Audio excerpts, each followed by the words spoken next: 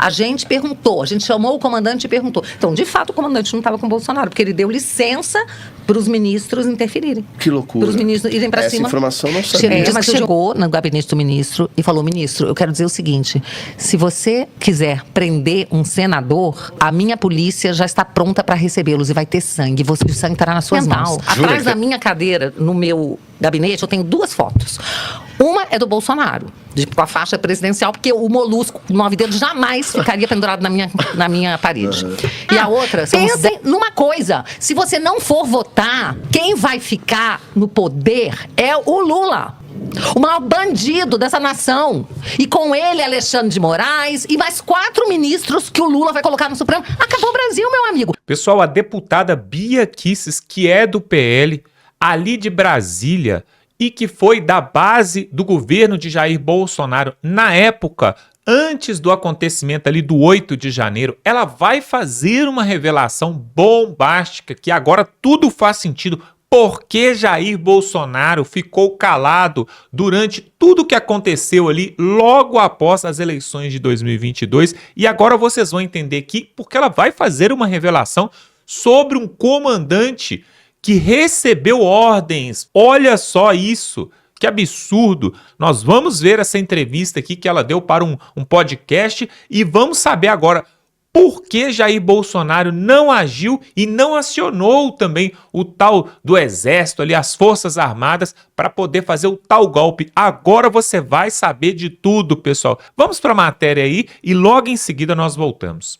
Para mim, o Ramagem, para mim, foi o ponto de virada do fim do que a gente conhece como república. Ah, com certeza.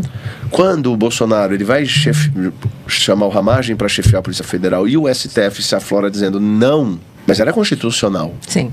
Não havia nenhum crime comprovado, não havia nada que o Moro apenas ventilou. E o Bolsonaro ele aceita essa imposição do STF. Sim. Por isso que eu lhe falei, aqui eu queria fazer essa inflexão com a senhora.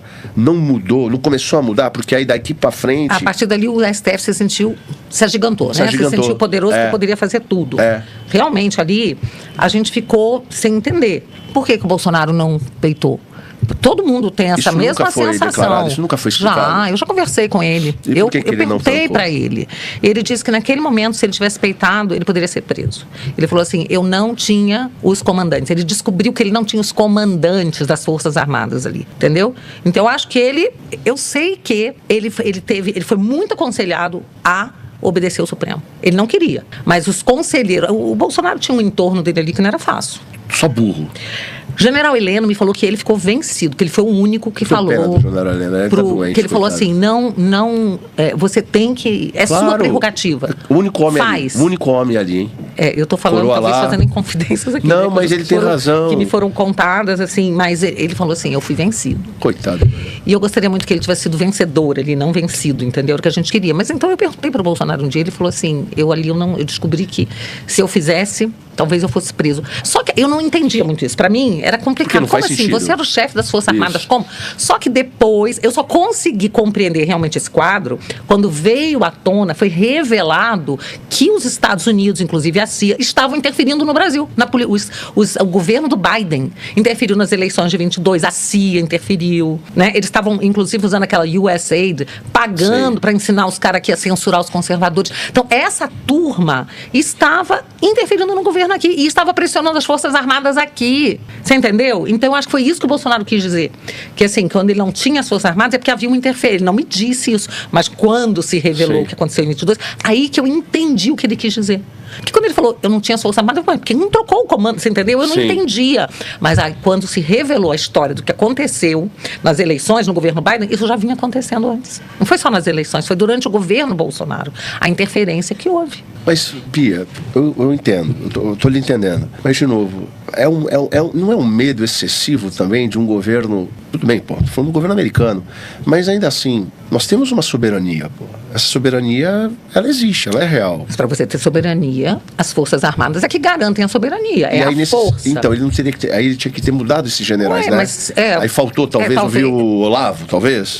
Eu não sei, talvez ele não tivesse na hora sentido firmeza de que, de repente, ele poderia trocar e ser, talvez, ter o comandante que ainda não saiu, querer prender porque ele estaria interferindo. Eu não sei. Eu Que é loucura a gente falar assim. É loucura, mas Ele é o tudo que a chefe, gente está né? vivendo... Tudo Ele que que manda prender o comandante? Sim, mas ele falou que ele não sentiu... Firmeza. Que ele teria sucesso, você entendeu? loucura isso. É como se ele tivesse... Entendi. É brabo a gente falar isso, é brabo, porque eu mesma fui uma que fiquei inconformada, muito inconformada com isso. E foi esse momento que permitiu que o Supremo se agigantasse. E aí a gente vê, olha só, foi o Gilmar Mendes que contou, assim, escreveu que, ou ele deu uma entrevista, ou ele escreveu, não sei bem, mas ele disse claramente, tá?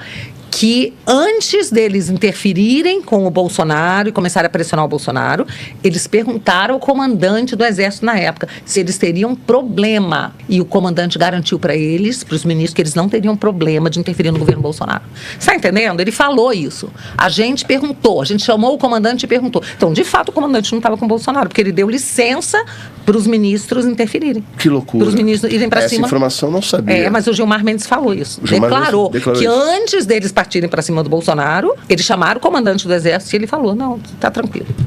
Entendeu? Não vai acontecer nada com vocês. Pô, mas isso é um alto grau de traição. É lógico que é.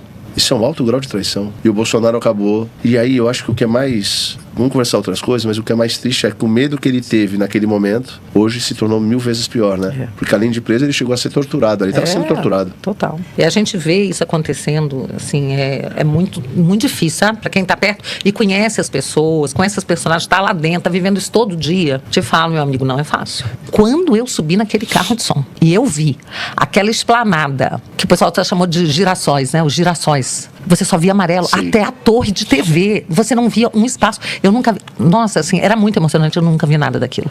Ali a gente sabia que o povo estava com o Bolsonaro. Tava, pô. O povo do Brasil inteiro estava com o Bolsonaro pra tudo, entendeu? Pra tudo. E era o tal do eu autorizo, eu autorizo. Exatamente.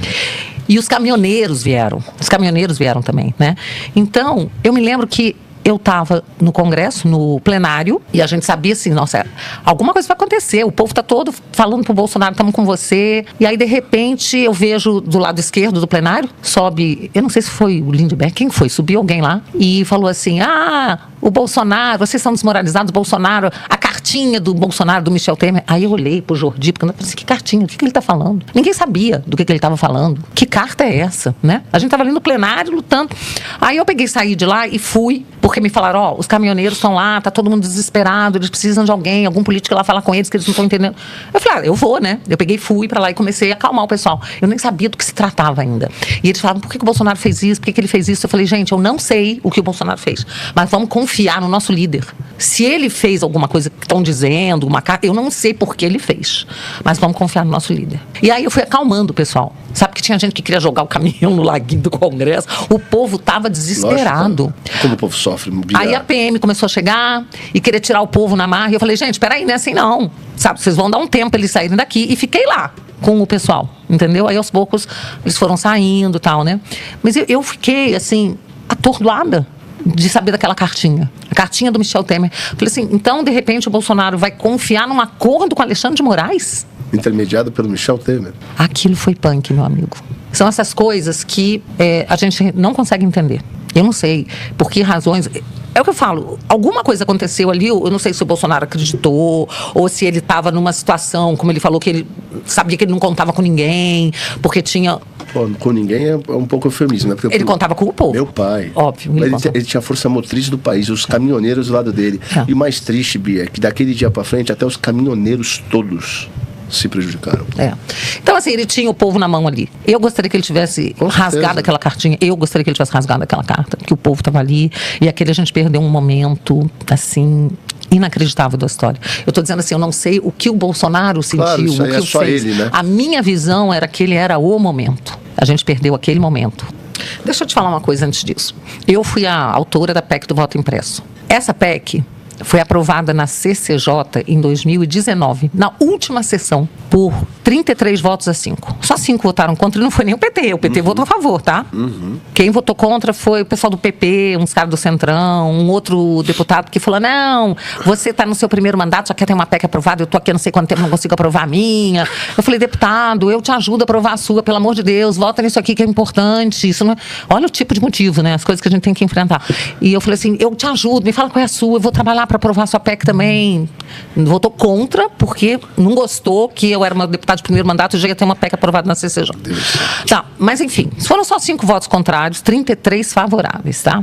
Eu lembro até, pra você ter uma ideia, o PT estava assim, tipo, vamos votar contra. Aí eu cheguei pro líder do PT e falei assim, mas por que vocês vão votar contra isso, gente? Ó, isso, Brizola foi favorável. Por quê? Isso é transparência. Aí ele falou assim, não, era contra porque eu era autora, né? Claro. Tipo, aí foi conversar com outro do PT que falou assim, não, para mim isso não é uma questão filosófica, não, dá para votar a favor. Eu falei, então, deputado, eu te ajudo a aprovar a outra do Paulinho da Força. Sim. Tirando tal artigo que não dá pra gente engolir, de voltar a dar poder para os sindicatos, se tirar isso, eu te ajudo. Ele, então tá bom. Aí eu falei, então o PT votou comigo, porque eu ajudei eles também a aprovar uma outra que é importante para eles, e eles votaram comigo. Eu fiquei numa felicidade, 33-5. Foi para a comissão especial. Nós tivemos 10 sessões, todos os dias a gente trazia realmente pessoas especialistas em segurança de rede, pessoas que conheciam as urnas, pessoas que inclusive tinham trabalhado no projeto, e não só brasileiros, como pessoas de fora do Brasil. Um inglês, uma americana, que tinha um doutorado sobre isso. Enfim, todo mundo estava convencido de que era importantíssimo ter o voto impresso para dar transparência para as eleições, né? Aí o que aconteceu? No dia de votar o relatório, eles mudaram os integrantes da comissão especial, colocaram pessoas para pagar a missão, para derrubar o relatório do Felipe Barros. E aí derrubaram. Quando foi para o plenário, foi a minha PEC original, sem o relatório do Felipe. E aí o ministro Barroso foi para dentro do plenário, Sim. tá? Para convencer todo mundo a votar contra, que aquela PEC era um absurdo, que era um Como é que pode o retrocesso. ministro da STF fazer isso? Cara, Ele tinha que ter sido preso. Aquilo é... Não, Bia. Mas acontece que... Porque não é crime. Em tese, É uma o interferência, juiz... claro, seria motivo de impeachment, né? Porque é uma atividade... Ele está fazendo uma atividade política, ilegal. interferindo no poder, né? O juiz, ele pode fazer atividade política? Óbvio que não. Óbvio que não, mas acontece que no momento que você tem um presidente da Câmara que concorda, Eu te entendo, os deputados te todos entendo. que com medo do que pode um ministro fazer, né? Porque É muito poder. É muito poder, ele pode abrir um inquérito contra você. Hoje em dia eles podem abrir inquérito, não precisa do Ministério Público. Eles podem tocar um processo contra você, podem tudo. Então é melhor a gente não desagradar o ministro, né? É assim que a banda toca. Por isso que a gente precisava acabar com o foro privilegiado. Vamos chegar, vamos lá. Aí, eu vi, assim, a gente perdeu, apesar de a gente ter maioria. Teve mais voto favorável do que contra, só que não o suficiente para uma PEC. Precisava, né, de quórum qualificado e a gente teve maioria simples. Perdemos. Então, aí a gente já começou a perder aí, porque sem transparência... Babi, é pior do que o que a senhora acabou de falar. Por quê? Olha a pergunta, ó. Por quê, em sã consciência e numa ordem constitucional democrática, um ministro do STF sai da sua posição para fazer lobby num Congresso para a não aprovação de mais transparência nas eleições? Não faz. Ele foi convidado. O menor sentido. Mas ele foi convidado pelo presidente, porque a gente não queria que ele fosse no plenário. Então, fosse falar na comissão especial, onde a gente estava lá para votar, mas não. Eles ferraram, né, destruíram o relatório, rejeitaram e levaram ele para o plenário. É um monte de deputado que não estava nem aí, porque tem muito deputado que não está nem aí, que não dá importância para causas que são fundamentais e dizem que estão defendendo a democracia, mas viram as costas para pautas que são fundamentais para a existência de uma democracia, como essa de transparência nas eleições. Não faz o menor sentido. O momento em que o Congresso perde a sua autoridade é quando ele manda embora o Daniel Silveira para os Leões. Acabou. Topou, qualquer um pode ir. E vai vir uma ordem para qualquer um ir a qualquer momento. Perder mandato, não... acabou. Cala a boca. Tipo, você olhar e falar, que isso? E perdeu. Não é incrível? A gente admira o Renan Calheiros, que se recusou. Eu digo isso aqui. Ele rasgou assim, manda embora daqui, fez aqui quem manda não são bem. vocês. Que falta herói do Brasil, faz, que falta fazem homens Deus. Fortes, não importa a razão. Eu não estou falando aqui entrando no mérito. Tira o mérito. Ele estava defendendo Tipo o Lampião. poder, Tira o mérito. defendendo o poder do Congresso, que é, entendeu? Claro, Então claro, ele defendeu. pô. É a casa dele, e pô. teve também outro presidente, eu não sabia dessa história, acho que ela não veio a público, que foi o Eunício Oliveira, que eu fiquei sabendo, e aí eu fui conversar com ele e ele me contou a história mesmo. Ele falou que quando foi para prender o Aécio Neves, que o ministro Marco Aurélio deu uma ordem para prender o Aécio Neves, que era senador. E que ele Eunício, presidente do Congresso, atravessou a praça, foi ao Supremo. Aí quando chegou lá, o presidente do Supremo quis recebê-lo. Ele falou, não vou falar com você, eu quero falar com o ministro Marco Aurélio. Diz que chegou no gabinete do ministro e falou, ministro, eu quero dizer o seguinte, se você quiser prender um senador, a minha polícia já está pronta para recebê-los e vai ter sangue, o sangue estará nas suas mãos. Jura que teve essa história? Ele disse isso e já foi contado por outros parlamentares e eu fui perguntar para ele se era verdade e ele me contou. E aí, olha só, que história incrível. Porra, que história, hein? Mas, cara, Aí ele revogou. Cadê o cabo soldado? Aí ele revogou a própria ordem. É disso que a gente precisa. E tem um ditado que diz assim: se você tem medo dos homens fortes, é porque você não sabe o que o homem fraco pode fazer. É isso aí. A gente precisava, né? A gente precisava de presidente de poder que tomasse atitudes como essa para garantir a existência do poder legislativo. Eu te falo uma coisa, Felipe, desde o primeiro dia que eu entrei no Congresso, em 2019, que eu luto, eu e parlamentares maravilhosos como Cristo Nieto, Carol Detoni, Carlos Jordi, tantos outros maravilhosos, Ramagem, que teve com a gente no segundo mandato, porque no primeiro ele ainda não estava. Mas pessoas que estão lá lutando para resgatar a autoridade do parlamento. Mas, assim, infelizmente, a grande maioria não se importa. Tá vendido, né? A grande maioria tá... A grande maioria não se importa, né? Sabe? Infelizmente, sabe? Infelizmente. E você falou da questão do Daniel Silveira. Eu vou te contar o que aconteceu ali. Eu acho que eu fui uma das primeiras pessoas a ver o vídeo do Daniel Silveira. Eu estava aqui em São Paulo, de repente eu recebi o vídeo dele. Eu assisti inteiro. Eu falei, meu Deus, ele vai ser preso. Porque o Alexandre de Moraes já estava, né, atuando. Sim. Eu liguei pro Daniel, falei, Daniel, pelo amor de Deus, cara, tira esse vídeo. Aí ele falou assim, não, porque eu tenho imunidade parlamentar. Eu falei, se nós estivéssemos numa democracia, meu amigo, tira. E isso, você vê lá atrás, você vai ser preso. Ele falou, não, Bia, tô tranquilo. Beleza, tá. Quando for, aí eu tentei falar com o presidente da Câmara, tentei falar com o nosso líder, liguei para várias pessoas, mas já era tipo meia-noite, tá? Foi a hora que eu vi o vídeo, não consegui falar com ninguém e tal.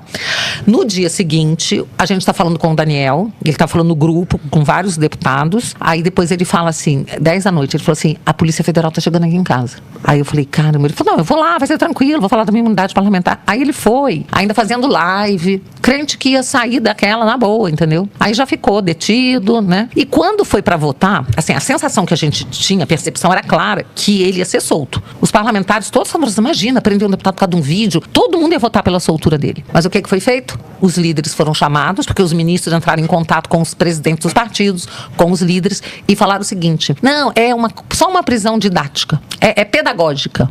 Ele vai ficar preso uma semana e já vai sair. Então isso foi passado para os deputados. E muitos deputados acharam que era legal. Foram vendo o vídeo e não, ele foi muito agressivo. Eu falei, gente, está escrito na Constituição.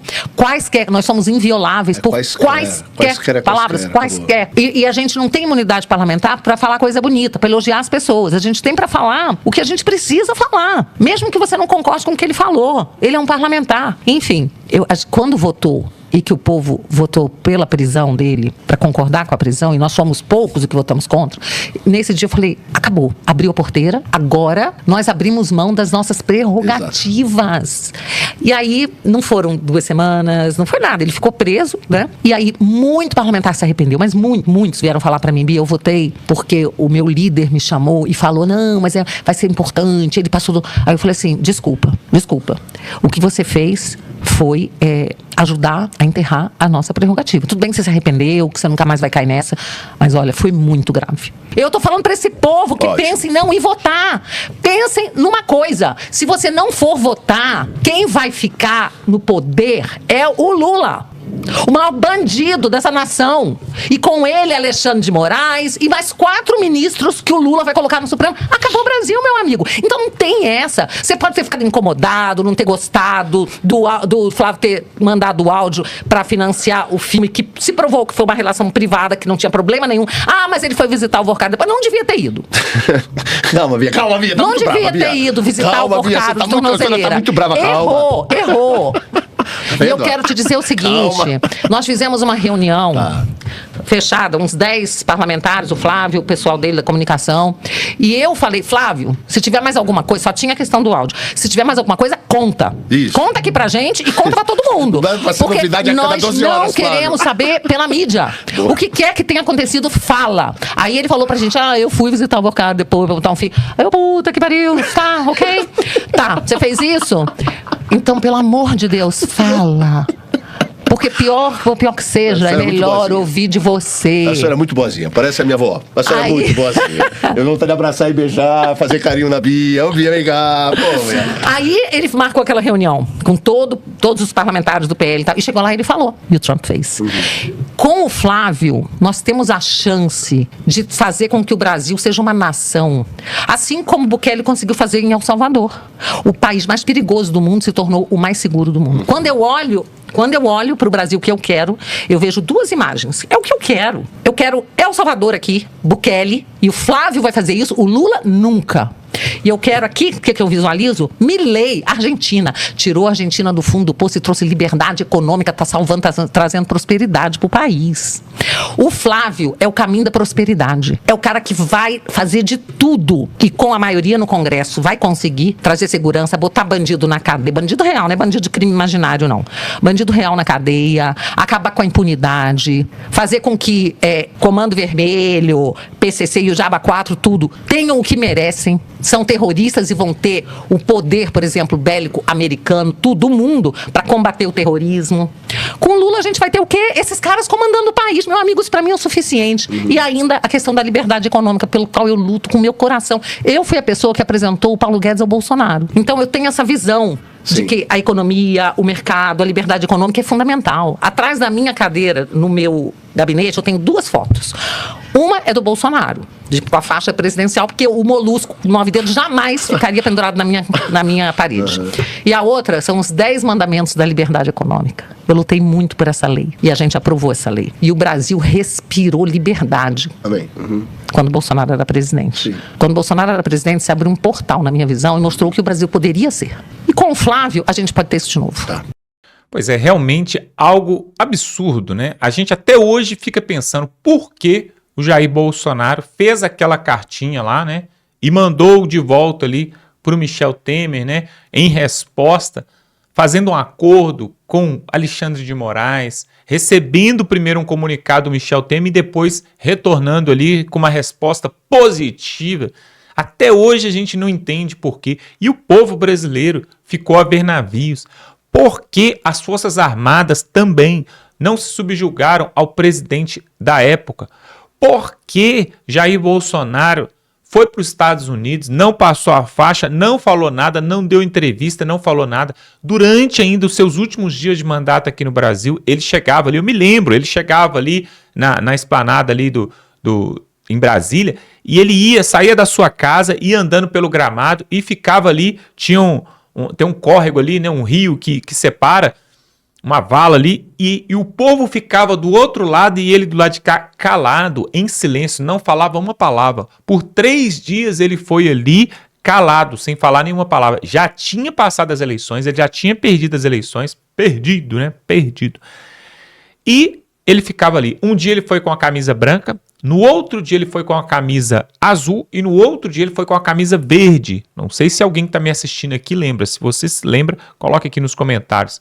E ele ficava ali, saía da sua casa, chegava até ali naquele gramado e tinha ali um rio, um córrego ali, né, uma vala, e o povo ficava do outro lado. E o povo falando, eu autorizo, e ficava falando, vai capitão, estamos juntos. E ele ficava o tempo todo calado. Essas 3 cores, para quem sabe ler aí os códigos, representava Marinha, o Exército e a Aeronáutica, as 3 Forças Armadas. Por quê? Porque o Jair Bolsonaro é militar, né? Capitão. Então, ele estava ali esperando uma resposta das Forças Armadas, que não aconteceu. Então, isso também, essa fala aí da Bia Kicis, que foi ali, na verdade, ela foi vice-líder do governo ali na Câmara dos Deputados durante o governo de Jair Bolsonaro. Ela, inclusive, que indicou também o ministro Paulo Guedes. O ministro Paulo Guedes chegou a ser ministro ali da Economia de Jair Bolsonaro também por causa da Bia Kicis. Toda essa fala ali do Jair Bolsonaro, ou pelo menos esse silêncio dele, era uma expectativa que as Forças Armadas fossem agir. E não agiu. E agora a gente começa a entender que, na verdade, as Forças Armadas não agiram porque houve um mandato vindo lá de fora, né, através de organizações governamentais, do próprio governo esquerdista que estava à frente dos Estados Unidos, para que as Forças Armadas não agissem também. E aí, meus amigos, a pergunta que fica é o seguinte: será que agora, com Donald Trump no poder lá nos Estados Unidos, será que agora, nessas eleições, onde teremos ali o Cássio Nunes e o André Mendonça à frente do TSE e não mais a Carmen Lúcia e o Alexandre de Moraes, como foi em 2022, onde temos o Donald Trump ali que está fazendo pressão, por exemplo, no Lula, com respeito ao crime organizado, às facções aqui no Brasil, já classificou eles como terrorista, organizações terroristas.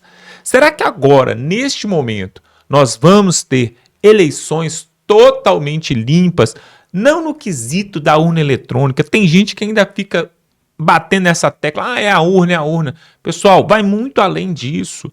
O processo todo, o processo eleitoral todo, ele foi conduzido de uma forma onde um lado foi beneficiado e o outro lado foi prejudicado, desde as propagandas eleitorais gratuitas na televisão, no rádio, desde aquilo que podia e não podia se falar, né? Por exemplo, em momento nenhum Jair Bolsonaro poderia falar algumas frases contra o Lula, que eu nem vou repetir as frases aqui para a gente não ter problema aqui no canal. Já o Lula podia falar o que quisesse, genocida, homicida, taxista, terraplanista, podia chamar qualquer nome. E do lado de cá, não podia fazer nada, não podia falar nada. E fora outras marcações, por exemplo, o Jair Bolsonaro não podia se reunir com os embaixadores ali na esplanada dos ministérios. O Jair Bolsonaro não podia fazer live na sua casa.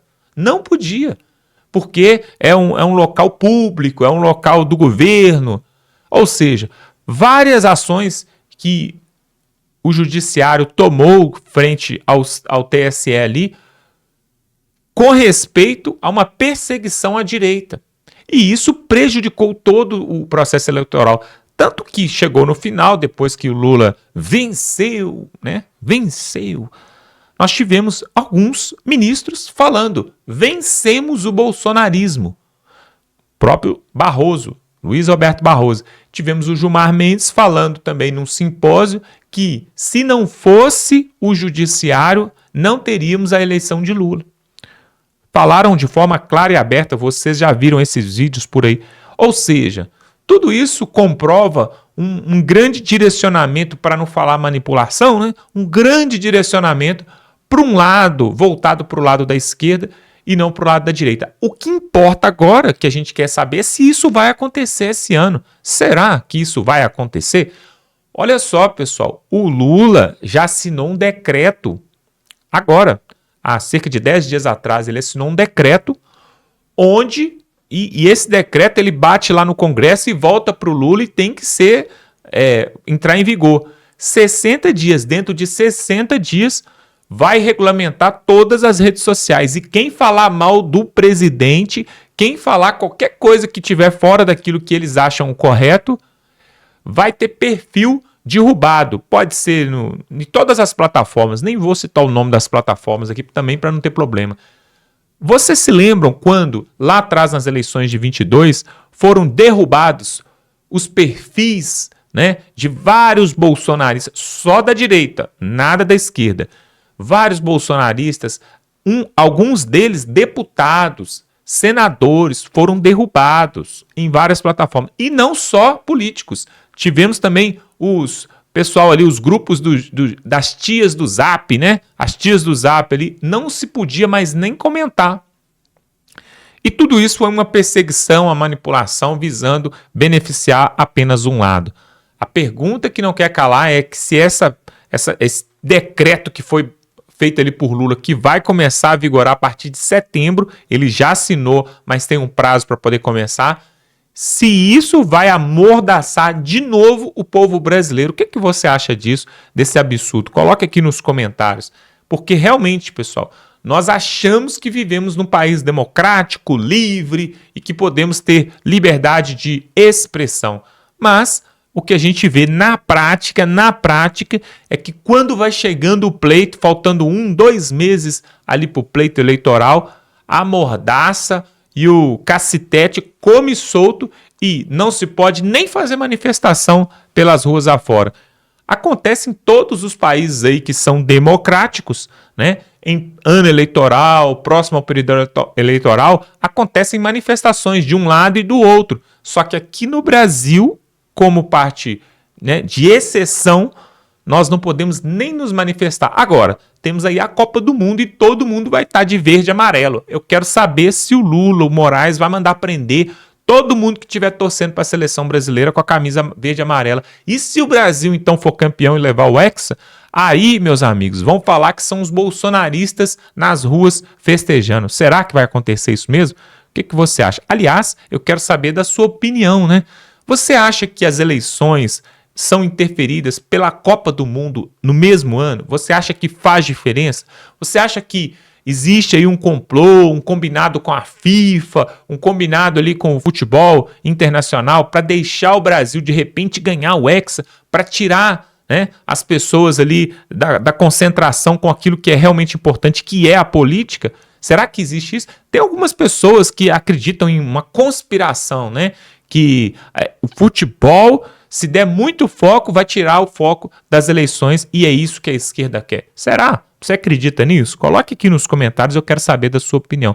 Tá aí então a fala da Bia Kicis. Pessoal, se inscreve aqui no canal, pessoal. Se inscreve aqui agora para você ver outras matérias igual essa aqui que nós trouxemos.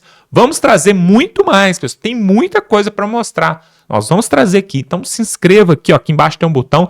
Você clica, se inscreve, ativa o sininho, totalmente gratuito, não paga nada. Você sabia que muitas pessoas assistem os nossos vídeos até o final, quase a metade, e ainda não se inscreveu? Isso é um pecado, pessoal. Sabe por quê? Quando você se inscreve no nosso canal, além de nos ajudar e ajudar o Brasil, você também vai receber outros conteúdos parecidos com esse. Porque quando você se inscreve nesse canal, o próprio YouTube já vai providenciar de te mandar vídeos parecidos com esse, tá bom? Dá um like, compartilha aí para todo mundo, pessoal, para que as pessoas possam ver a verdade. Vamos ficando por aqui e até a próxima.